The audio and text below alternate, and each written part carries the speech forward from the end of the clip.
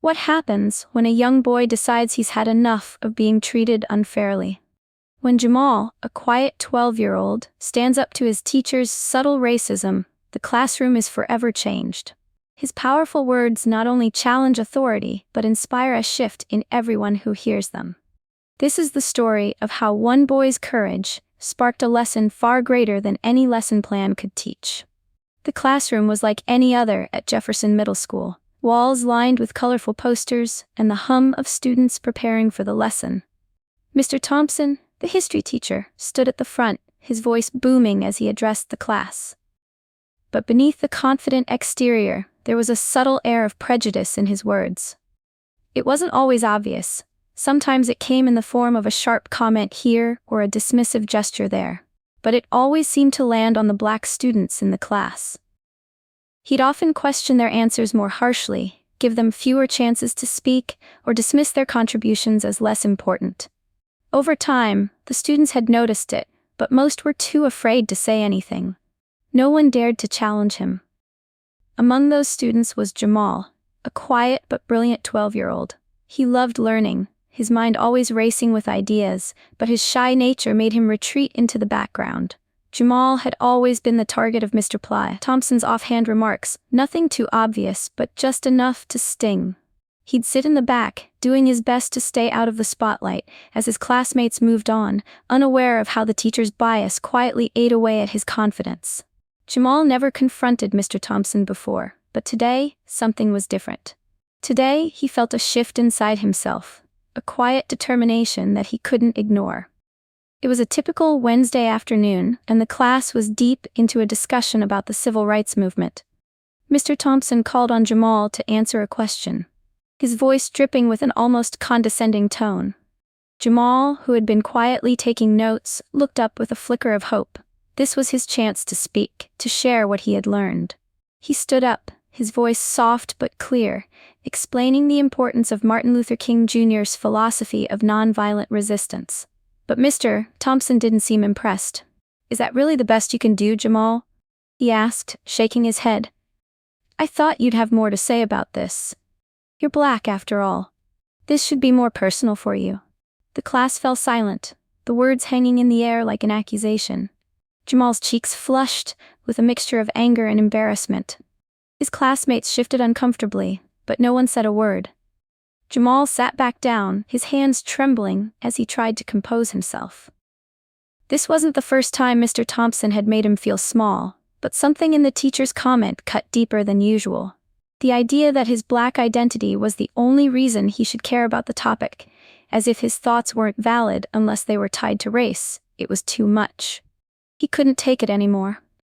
Jamal stood up again, his voice steady but full of emotion. "That's not how it is, Mr. Thompson," he said, and the room went silent. Jamal stood there for a moment, his heart racing. He had never imagined speaking out like this, but the weight of Mr. Thompson's words crushed him. He could feel the eyes of his classmates on him, some uncertain, some expectant. He took a deep breath, and despite the tremor in his hands, made his way to the front of the room. His voice, when it came, was calm but unwavering. "Mr. Thompson," he began, his eyes locking with the teacher's. "What you just said, it's not okay." The class shifted, a ripple of tension moving through the room. Jamal's heart was pounding, but he wasn't backing down now. "I've been sitting here, day after day, letting you treat me like I'm invisible or less than everyone else. But I'm tired. I'm tired of being judged by my skin color, like that's the only thing that matters." He paused, glancing at his classmates, his words reaching them as much as the teacher. "It hurts when people treat you differently for something you can't control. It hurts when someone in charge, someone we're supposed to trust, makes us feel like we're not enough. And it hurts when you use our history to make assumptions about who we are or what we can be."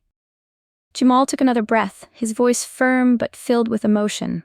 "I'm asking for respect, for all of us.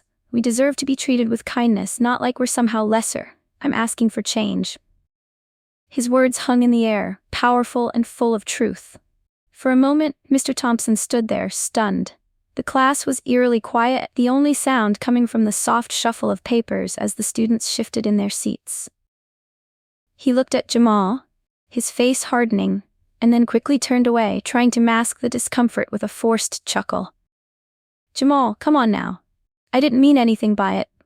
You're taking this the wrong way."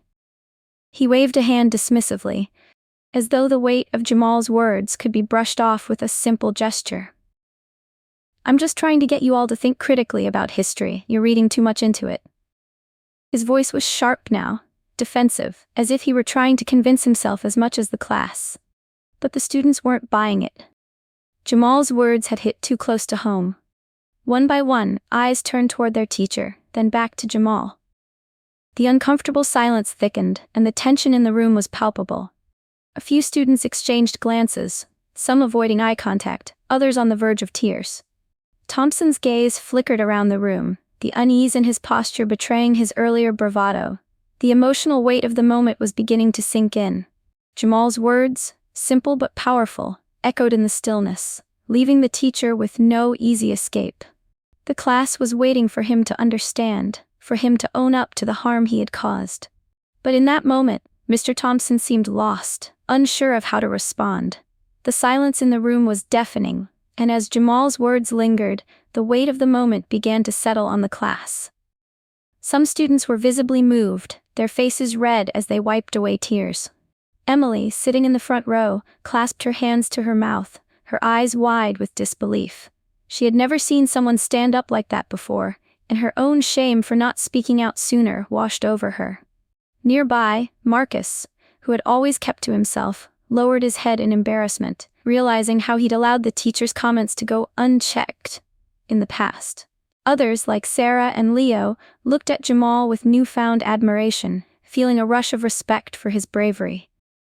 They had never fully understood the hurt that could come from racism until now, but Jamal had opened their eyes.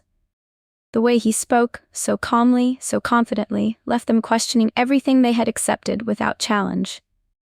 Mr. Thompson, too, seemed affected, though he tried to mask it with a forced cough. His chest tightened, and for the first time, he seemed to grasp the gravity of his words. He glanced around the room, his gaze flitting from one student to the next, seeing the hurt and realization in their eyes. The teacher's defensiveness began to crack, and for the first time he questioned whether he had been the one in the wrong all along. The realization was slow, but undeniable. It was clear, things needed to change. Jamal stood there, his heart still racing, but his words, though quiet, were firm. "I didn't stand up to make anyone feel bad. I just want things to change. We can all do better. We can all be better. But that starts with respect, and it starts with us understanding each other." His gaze swept across the class, meeting the eyes of his classmates, many of whom now seemed more awake to the realities of prejudice.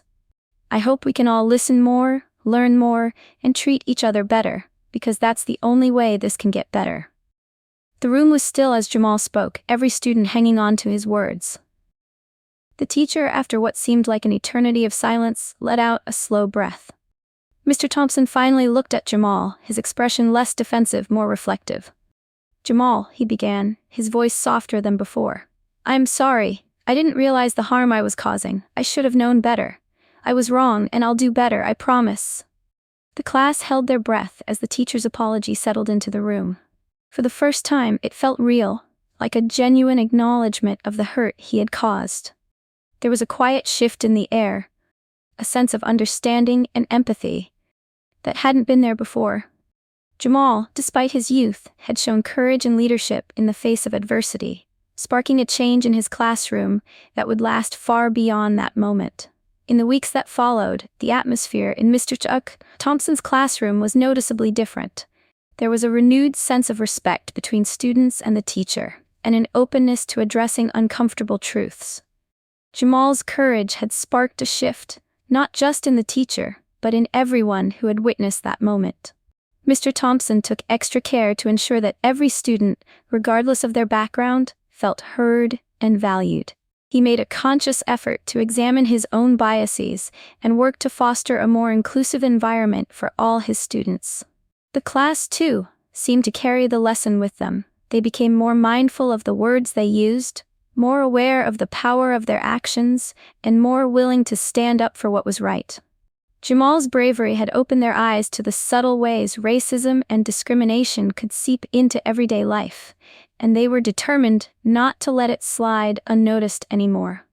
For Jamal, the journey didn't end with the confrontation. He had proven to himself that his voice mattered, that he could stand tall even in the face of authority, and that he had the power to bring about change. His legacy was one of courage and conviction, showing that no matter how young or small one may be, speaking up in the face of injustice can ignite change.